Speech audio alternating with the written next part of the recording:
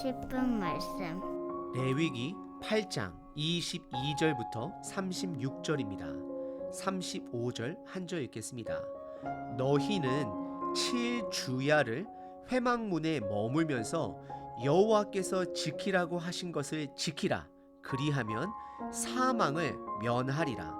내가 이같이 명령을 받았느니라. 오늘 본문은 제사장의 위임식의 두 번째 내용입니다. 8장 시작에 제사장들의 위임식을 위해 총 3마리의 희생 제물이 준비되었습니다. 숫송아지 1마리 그리고 숫양 2마리를 준비했습니다. 숫송아지는 그들의 죄를 해결하기 위해 속죄 제사로 하나님께 올려드렸습니다. 그리고 숫양 2마리 중 1마리는 모든 것을 태워 올려드리는 번제로 하나님께 올려드렸습니다. 그리고 오늘 본문은 남은 한 순양을 화목제물로 하나님께 올려드리게 됩니다. 결국 제사장 위임식 때 죄를 해결하기 위한 속죄제사, 그리고 나의 주인 되심을 인정하는 모든 것을 태워드리는 번제, 그리고 오늘 본문은 그분과의 화목한 관계를 확인하기 위한 화목제사로 마무리를 하고 있습니다. 결국 제사라는 것은 거룩하신 하나님과 인간이 함께 동행하기 위해 인간의 죄를 해결하기 위해 드려지게 되는 것입니다. 그리고 8장 끝부분에 보시게 되면 이들에게 이 제사를 반복하여 7일 동안 드려야 함을 명령하십니다. 참고로 오늘 본문은 출애굽기 29장의 하나님의 명령을 순종하는 배경을 갖고 있습니다. 출애굽기 29장에서도 오늘 제사장의 위임식을 7일 동안 반복하여 드려야 할 것을 명령하고 있습니다. 제사는 거룩한 하나님을 드러내는 것입니다. 하나님의 거룩을 드러낸다라는 것은 하나님의 거룩한 능력을 드러내는 것입니다. 예를 들어 모세는 하나님과 시내산에서 40일 동안 함께 지냈습니다. 그것만으로 모세의 얼굴은 광채가 났습니다. 이것은 하나님의 거룩의 능력이 되는 것입니다. 그것으로 인해 사람들은 모세를 두려워했습니다. 우리가 하나님과 동행할 때에 내 삶을 통해 하나님의 거룩이 드러납니다. 그것이 바로 거룩의 능력이 되는 것입니다. 오늘 본문을 통해 두 가지를 생각해 보시길 바랍니다. 첫 번째, 내 삶을 통해 하나님의 거룩이 드러나고 있는지, 그리고 두 번째는 내 삶에 그분의 거룩이 드러나기 위해 내가 반복적으로 해야 하는 거룩한 결단은 무엇이 되어야 하는지를 함께 점검해 보겠습니다. 오늘 본문은 화목제사의 과정을 총 4가지로 구분하고 있습니다. 하나하나 살펴보도록 하겠습니다. 첫 번째 부분은 22절서부터 29절까지 모세가 아론과 그의 아들들을 위해 화목제사를 직접 집도합니다. 22절에 아론과 그의 아들들은 숫양 머리 위에 안수를 하게 됩니다. 이 안수는 숫양이 그들의 상징이 됨을 말하고 있습니다. 그리고 23절에 모세가 그 숫양을 죽이게 되고 잡게 되고 그때 나온 피를 아론과 그의 아들들 몸 구체적인 3군데에 바르게 됩니다. 첫 번째는 오른쪽 귓볼입니다. 두 번째는 오른쪽 엄지 손가락입니다. 세 번째는 오른쪽 엄지 발가락에 바르게 됩니다. 오른쪽은 그 당시 더 중요하고 선호되는 쪽이었습니다. 그리고 귓볼에 바르는 이유는 거룩한 음성을 들을 수 있도록 그들의 귀를 구별하기 위함입니다. 그리고 두 번째 엄지 손가락은 거룩한 일을 하는 그들의 손을 하나님께 올려드리기 위한 것입니다. 그리고 세 번째 엄지 발가락은 그들이 다니는 곳마다 거룩하게 구별하기 위해 드려지게 되는 것입니다. 여러분들, 우리들의 귀를, 손을, 발을 거룩하게 구별해서 드려야 합니다. 그럼 하나님의 거룩한 능력이 저와 여러분들을 통해 드러나게 될 것입니다. 그리고 25절에 화목 제사로 수량의 기름과 콩팥을 하나님께 태워 올려드립니다. 하지만 제사장의 위임식의 화목 제사 때는 한 부위를 더 태워 올려 드려야 합니다. 그것은 26절서부터 28절에 보시게 되면 보통 오른쪽 뒷다리는 제사를 집도한 제사장의 몫이지만 제사장을 세우기 위한 위임식의 화목제에서는 그 뒷다리를 기름과 콩팥과 함께 하나님께 태워 올려 드립니다. 이것은 출애굽기 29장 하나님의 명령에 순종한 것입니다.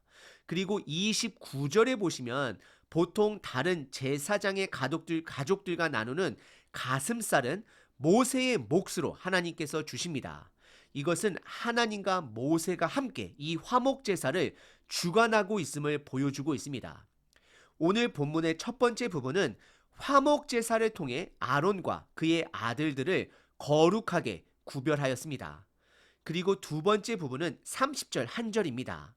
기름과 숫양의 피를 가져와 아론과 그의 아들들 옷 위에 뿌리게 합니다. 그리고 이것은 그들을 거룩하게 함이다라고 말씀하고 있습니다. 30절입니다. 모세가 관유와 제단 위에 피를 가져다가 아론과 그의 옷과 그의 아들들과 그의 아들들의 옷에 뿌려서 아론과 그의 옷과 그의 아들들과 그의 아들들의 옷을 거룩하게 하고라고 말씀하십니다. 속죄 제사도 번제도 화목제도 모두가 다 그들을 거룩하게 구별하기 위함입니다. 그리고 오늘 본문의 세 번째 부분은 31절, 32절입니다. 화목제의 그 음식들을 아론과 그의 아들들이 먹게 되는 내용입니다. 이들은 회막문에서 정해진 곳에서 먹게 됩니다. 회막문을 떠나서는 안 됩니다. 그리고 남은 고기는 불사를 것을 명령하십니다. 결국 세 번째 화목제의 식사에서도 정해진 장소, 남은 것은 태워야 하는 거룩성을 강조하십니다. 그리고 오늘 본문의 마지막 네 번째 부분은 33절서부터 36절에 제사장의 위임식은 7일 동안 반복해서 지켜야 할 것을 명령하십니다. 아론과 그의 아들들은 성막들 안에서 지내야 함을 명령하고 있는 것입니다. 이스라엘의 유월절도 7일이고 결혼식도 7일이고 장례식도 7일입니다. 아마도 하루가 아닌 7일이라 시간을 결정하신 것은 하나님께서 그들의 정체성을 훈련시키고 있는 것 같습니다. 그래서 목숨을 걸고 성막들 안에 그 안에서 거하며 7일을 지내야 하는 것입니다.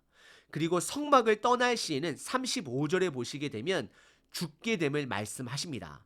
이 말씀은 레위기 앞으로 살펴볼 10장에서 아론의 아들들인 나답과 아비후가 하나님의 명령이 아닌 그들의 생각대로 임의대로 사용한 불을 제단에 사용했다가 죽게 된 사건을 미리 연결하여 암시하고 있는 것입니다. 그리고 이들이 7일 동안 성막들 안에서 지내려고 한다 그러면 성막 안에 화장실이 있을 수밖에 없겠다라는 생각 또한 하게 됩니다. 그리고 이들은 7일 동안 속죄제와 번제와 화목제를 매일마다 드려야 했습니다. 결국 이들은 제사장으로 세워지는 위임식이라는 7일이라는 기간을 통해 반복적으로 제사장으로서가 아니라 평민으로서 제사를 드리면서 앞으로 그들이 인도해야 할 제사의 의미를 반복적으로 학습한 것입니다. 오늘 본문의 네 번째 부분은 이들의 위임식의 첫날 드린 제사들을 반복적으로 7일 동안 드려야 함을 말하고 있습니다. 오늘 본문은 거룩을 강조하고 있습니다. 특별히 아론과 그의 아들들 귓볼에, 엄지 손가락에, 엄지 발가락에 피를 바르고 기름을 바르고 그들의 거룩성을 강조했습니다. 그리고 7일 동안 성막들 안에서 반복적으로 제사장의 입장이 아닌 예배자의 입장으로 제사를 드려야 했습니다. 하나님께서는 제사장들을 7일 안에 매일매일 반복을 통해 이들의 거룩성의 정체성을 훈련시키고 있는 것입니다. 거룩의 정의는 구별된 삶인 것입니다. 그리고 거룩의 결과는 하나님의 능력입니다. 이 능력은 하나님이 드러나는 것입니다. 하나님은 아담과 하와에게 하나님의 형상을 주셨습니다. 그것은 하나님의 뜻이 그들을 통해 드러나기 위함입니다. 그분의 능력이 드러나기 위함입니다. 하나님은 아브라함에게도 그의 이름을 창대하게, 즉 유명하게 해주시겠다 약속해 주셨습니다. 이것은 아브라함을 통해 하나님의 거룩함의 능력을 드러내시겠다 말씀하시는 것입니다.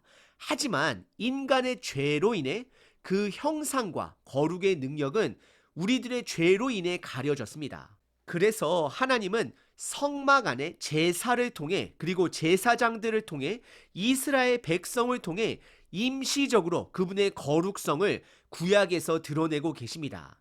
하지만 지금 저와 여러분들이 살고 있는 이 시대는 예수님을 믿는 모든 자들을 통해 하나님의 거룩의 능력을 드러내고 계십니다.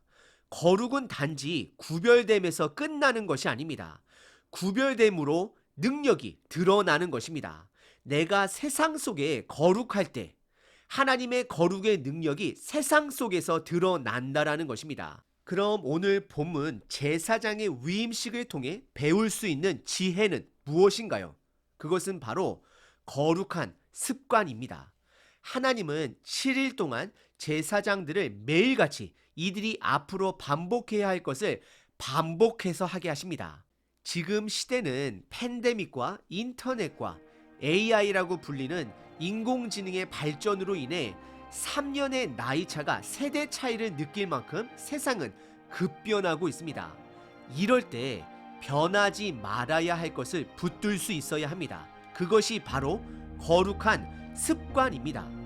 여러분들께서 거룩한 습관 하나를 만들어 갈 때마다 하나님의 거룩의 능력이 여러분들의 삶을 통해 반드시 드러나게 될 것입니다. 내가 정해진 시간에 매일같이 말씀 묵상하는 것 또한 거룩한 습관입니다. 내가 매일 정해진 시간에 기도하는 것 또한 거룩한 습관입니다.